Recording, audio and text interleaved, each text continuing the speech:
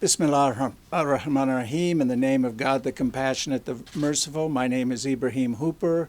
I'm National Communications Director for the Council on American-Islamic Relations. Thank you all for coming here today. We'll try and keep it short.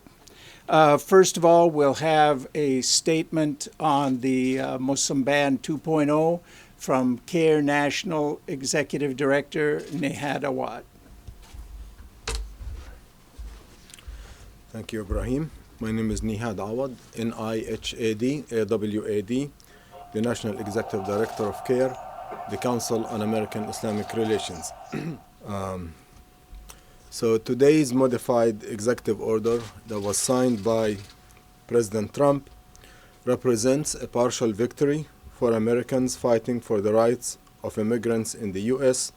and directly responds to several immigration cases and scenarios brought forward in CAIR's anti-ban lawsuit.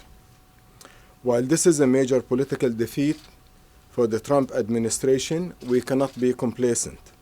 We must continue to fight this discriminatory and unconstitutional executive action. As White House advisor Stephen Miller promised, this watered-down Muslim Ban 2.0 was retooled to achieve the same unconstitutional policy outcome as the first deeply flawed order. We believe this desired policy outcome is in fulfillment of now President Trump's campaign pledge to ban Muslims from entering the U.S. This new executive order still stigmatizes the faith of Islam and Muslims. It does not make America any safer, but does make America less great. This Muslim order still blocks travel to the U.S. by citizens from 6 Muslim-majority countries. CAIR continues to receive reports of unconstitutional and systematic ideological questioning of American Muslim citizens and foreign travelers by CBP about their religious values and political views. Just recently, the son of the late Muhammad Ali Jr., while traveling with his mother, was detained and, according to reports, was asked at least twice, "What is your religion?" Religious screening is un-American and remains unconstitutional. 14 million doctor's appointments are provided each year by physicians from Iran, Libya, Somalia, Sudan, Syria, and Yemen, the 6 countries targeted by this new executive order. According to website Immigrant Doctors, which shows the threat to healthcare in the areas of our nation served by these doctors from the targeted countries. The driving force behind this Muslim ban are the Islamophobes and the white supremacists employed by the Trump administration, including Sebastian Gorka, Steve Bannon, and Stephen Miller. This order is just a preview of future anti-Muslim, anti-immigrant policy proposals being fed to President Trump by his Islamophobic advisors. This administration is actively working to undercut religious liberties and the freedom of American Muslims, despite constitutional protections that guarantee freedom of religion to all.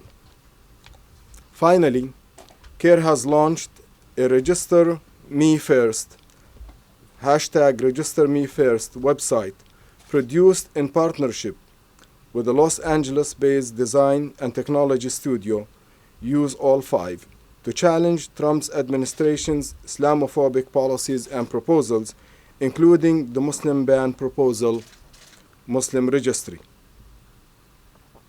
Now, we would like to hear from Gadir Abbas, one of the attorneys who filed CAIR's first anti-ban lawsuit in January in response to the first executive order.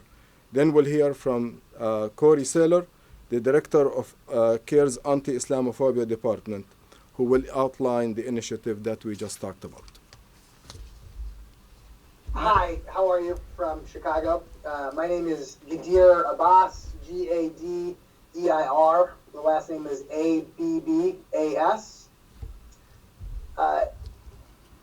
There's no mistaking that this new executive order is simply a repackaged version of the old executive order, which in the end, in the final analysis, is just the latest iteration of Donald Trump's December 2015 proposal to ban Muslim immigration.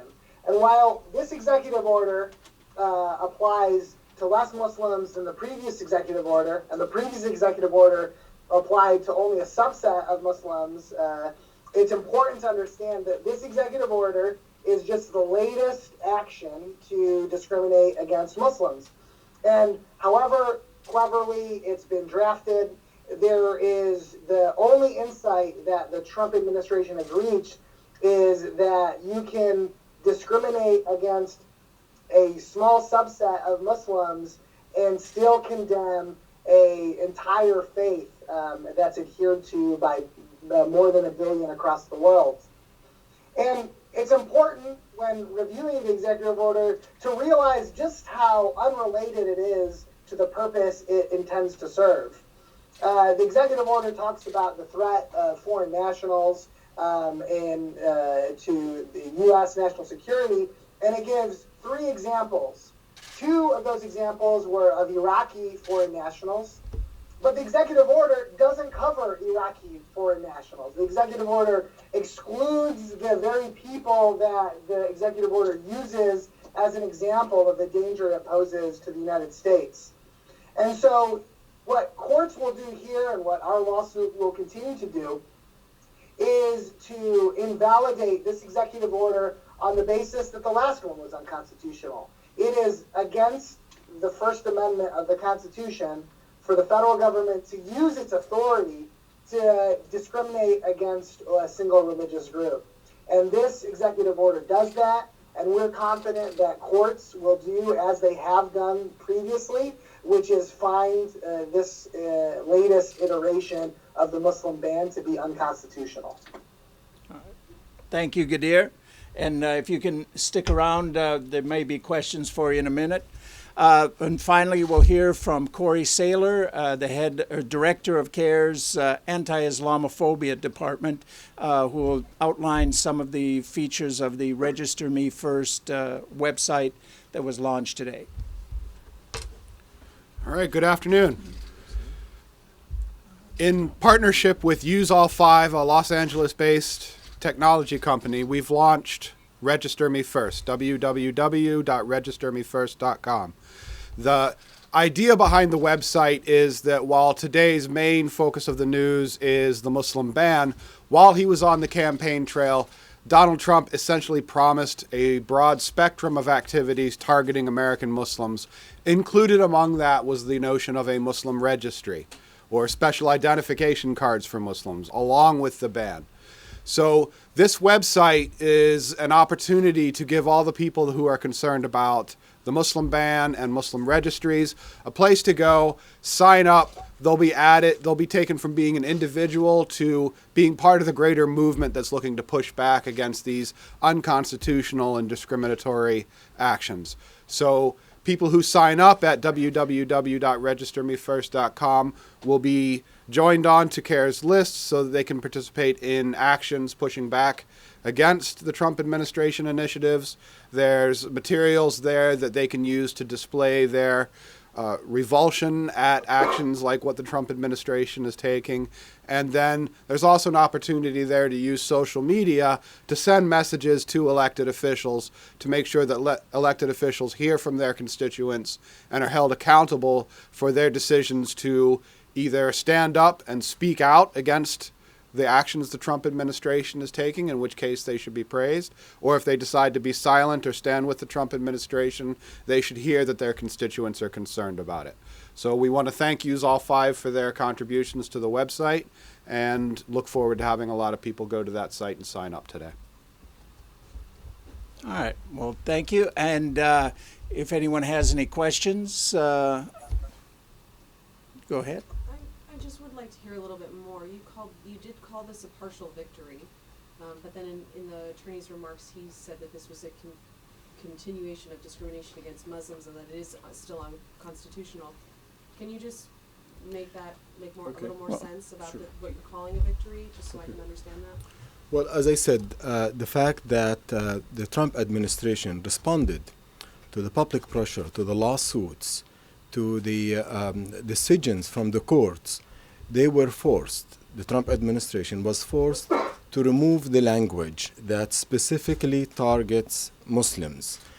The fact that in the first executive order there was a clear expressed preference of refugees who are not Muslim or could be Christian.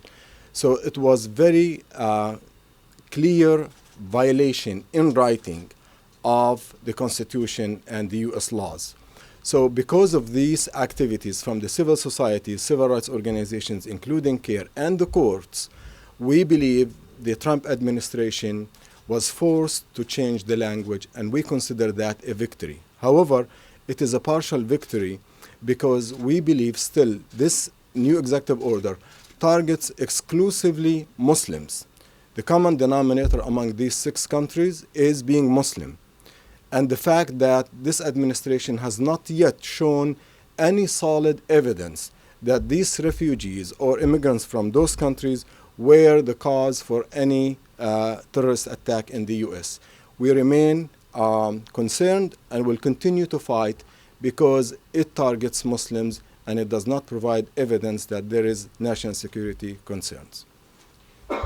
And in fact, there was a DHS report that came out just recently indicating that there really was no danger from refugees coming from these countries, that if anybody did something, it was years later after they came and their views changed or whatever, but it was not from refugees or direct immigrants from these nations. If I may ask just one Sure. follow-up, just specifically what both of you are saying. Just today, Jeff Sessions, he spoke about 300 people that he says, according to the FBI, came here as refugees who are now under FBI investigation for potential terrorism. So is that in contrast with what you're saying? Well, first of all, Is he incorrect? what does that mean under investigation for potential terrorism? Either somebody did something wrong and should be arrested, or they haven't, and why would you indicate that they may do something wrong in the future? It's one of those figures that you wonder where it comes from and what it actually means. And it's put forward at these times to try and spin an otherwise unconstitutional discriminatory policy. And probably a great question to ask is whether or not the countries of origin for those 300 people, whether they correspond to the countries that are actually banned. One would expect if, the previous executive order, there was a discussion of this executive order was, in light of the attacks on September 11th. Well, many of the September 11th hijackers were from Saudi Arabia. Saudi Arabia is not on that list, and they shouldn't be on that list, but the fact that there is no relationship between the countries that are the foreign nationals where these people are from and the countries that are actually being affected by the executive order, that disconnect is a signal of the discriminatory motive that really actually explains the executive order. As we've said from the beginning, this Muslim ban is not based on reality, it's based on bigotry. And that's the bottom line. Any other questions? All right, well, all of us here are available for one-on-one interviews for anybody who would like to. Thanks again for coming.